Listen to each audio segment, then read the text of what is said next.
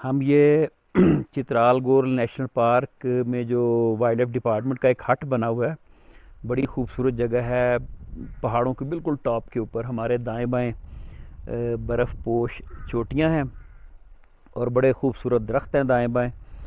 तो अंदर थोड़ा सा टेम्परेचर डाउन था, सर्दी महसूस हो रही, तो हमने कुर्सियां बाहर लगवाई हैं कि धूप थोड़ी सी सेकते हैं।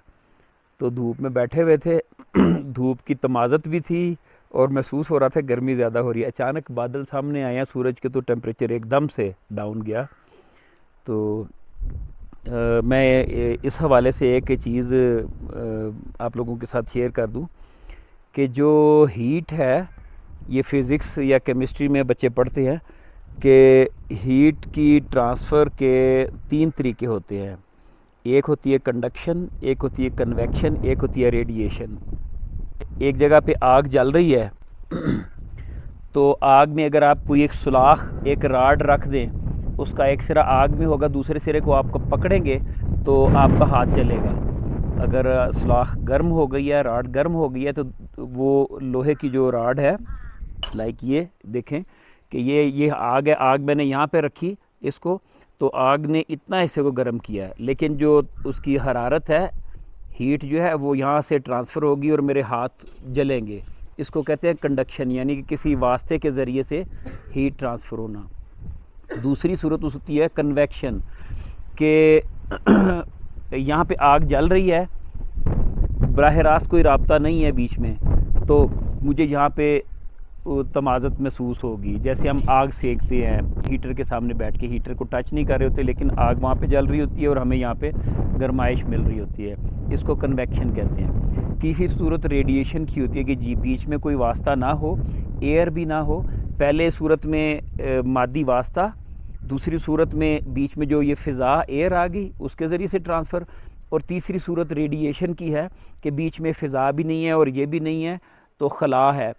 तो उसकी मिसाल ये है कि सूरज जो अभी हमने महसूस किया कि सूरज से हमें हरारत मिलती है।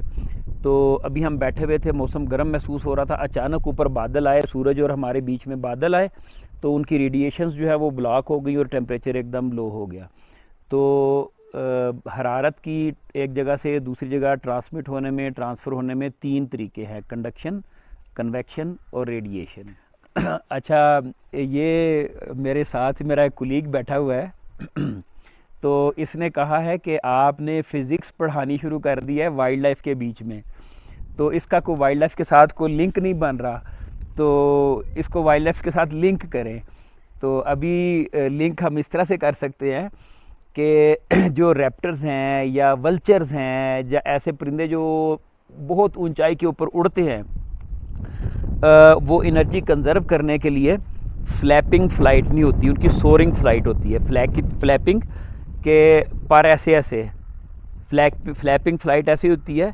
फ्लाइट परिंदों में फ़्लाइट्स की भी कई किस्में होती हैं, उसमें एक ही है कि फ्लैप ऐसे करते हैं। डाइविंग ऐसे, आपने देखा कुछ चिड़ियाँ ऐसी होती हैं, पर थोड़े से फड़फड़ाए तो उसके बाद बंद किए, ऐसे ऊपर नीचे ऐसे सोरिंग करती हुई जा रही थी। कुछ ऐसे होते हैं जो ग्लाइड करते हैं, जैसे वल्चर्स हैं, चीले हैं। चीलों का आपने उड़ता हुआ देखा होगा कि वो थोड़ी देर के लिए पर फड़ इस तरह फ्लैप करती हैं, उसके बाद ग्लाइड करती रहती है, ऊपर घूमती रहती हैं। उसका मकसद ये होता है कि उन्होंने सारा दिन ऊपर घूमना होता है। तो अभी फिर धूप निकल आई है तो हमें हरारत महसूस होनी शुरू हुई है, वरना ठंड लग रही थी। तो चीलें या गिद्धें जो हैं वो ऊपर उन्होंने काफ़ी देर तक उड़ना होता है, तो अगर वो मुसलसल अपने पर इस तरह फ्लैप करती रहेंगी तो उनकी एनर्जी बड़ी ज़्यादा ज़ाया होगी। तो एनर्जी कंजर्वेशन के लिए वो ग्लाइड करती हैं। तो अब गिद्धों को इतना बड़ा उनका वज़न होता है, 8-8, 10-10 किलो वज़न होता है उनका, तो इनको इतनी हाइट पे जाने के लिए बड़ी एनर्जी दरकार होती है। तो वो क्या करती हैं कि जब सूरज निकलता है तो थर्मल करंट एक टर्म बोली जाती है कि हवा गर्म होके ऊपर को उठती है। जैसे आपने देखा होगा कि वर्लपूल है पानी के अंदर, भंवर है या बादगर्द है, साइक्लोन है, या इस तरह घूमती है मट्टी, बीच में कागज़ उड़ते हुए ऊपर को जा रहा होता है। तो जब हवा गर्म होके ऊपर को उठती है तो कुदरती तौर पे एनर्जी उसमें होती है, वो ऊपर चीज़ों को ऊपर उठाती है। तो इस तरह के परिंदे जो हैं वो ढूंढ के इस तरह की, जो हमें नज़र नहीं आ रही होती लेकिन उनको महसूस हो रहा होता है यहाँ पे एक बन रहा है, करंट बन रहा है, कैसे कोई लहरें ऐसी बन रही हैं, वेव्स बन रही हैं, तो वो अपने आप को उसके अंदर ले आते हैं। तो वो जो बादगर्द है या थर्मल करंट है, हीट वेव है, वो उनको आप खुद ब खुद ऊपर ले जाती है।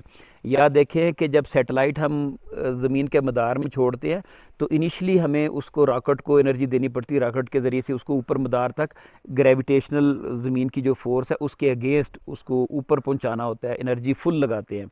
लेकिन जब एक ऐसी स्टेज आती है जहाँ पे ये ग्रेविटेशनल पुल इतना नहीं रहता, उसके बिल्कुल पेरिफेरी पे पहुंच जाता है, तो वो अपने इंजन बंद करके फिर घूम रहा होता है, एक जो क्या कहते हैं उसको फिज़िक्स की टर्म में, बहरहाल एक मूवमेंट होती है उसकी कि फिर उसको एनर्जी लगाने की ज़रूरत नहीं होती।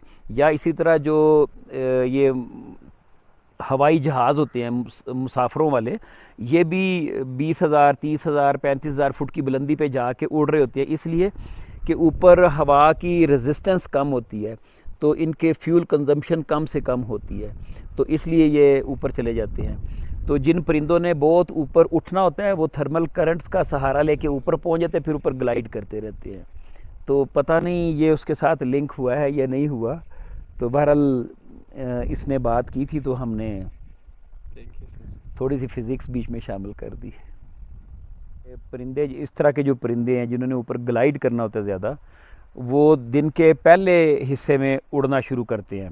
8 बजे के बाद 9 बजे 10 बजे जब सूरज थोड़ा सा निकल आता है तो हीट वेव्स अवेलेबल होती हैं। तो इस तरह के परिंदे जब दिन ढल रहा होता है कभी भी ऊपर नहीं जाते ये दिन के पहले हिस्से में 10-11 बजे तक ये ऊपर चले जाते हैं। तो अगर पिछले दिनों हमने एक वल्चर रेस्क्यू की थी, तो वो कह रहे थे कि इसको उड़ाएं, उसको अब असर का टाइम था, मैंने कहा अब इसको उड़ाने का मतलब ये कि इसको मार दे हम, तो उसने उड़ना ही नहीं था, वो यहाँ से उड़ती किसी और शेल्टर पे जाके, किसी और जगह पे जाके उसने लैंड कर जाना था। तो इसलिए उसके लिए हम ये जो टाइम है वो मुंतखब करते हैं मॉर्निंग का, यानी कि 9-10 बजे उसको रिलीज़ किया जाए, वो चांस होता है कि ऊपर निकल जाए, दूर चली जाए। हमने उनको, ये हमें कुछ दिन पहले से उन्होंने कहा हुआ था, तो हमने उनको बुलाया इधर, वो मेरे ख्याल है कि 8:30-9 बजे पहुंच गए थे, तो हमने छोटा सा लोगों को एक मालूमात दी और फिर उसको हमने रिलीज़ किया था। तो ये इनकी फितरत में होता है कि इन्होंने इस टाइम उड़ना है। वैसे भी दिन का आगाज़ हो रहा होता है, हर जानवर अपनी रोज़ी रोटी के लिए इसी वक्त निकलता है, इंसान भी सुबह के टाइम निकलता है रोज़ी रोटी के लिए। अब मेरी चाय ठंडी हो गई है, ज़रा इसको ख़त्म कर लूँ।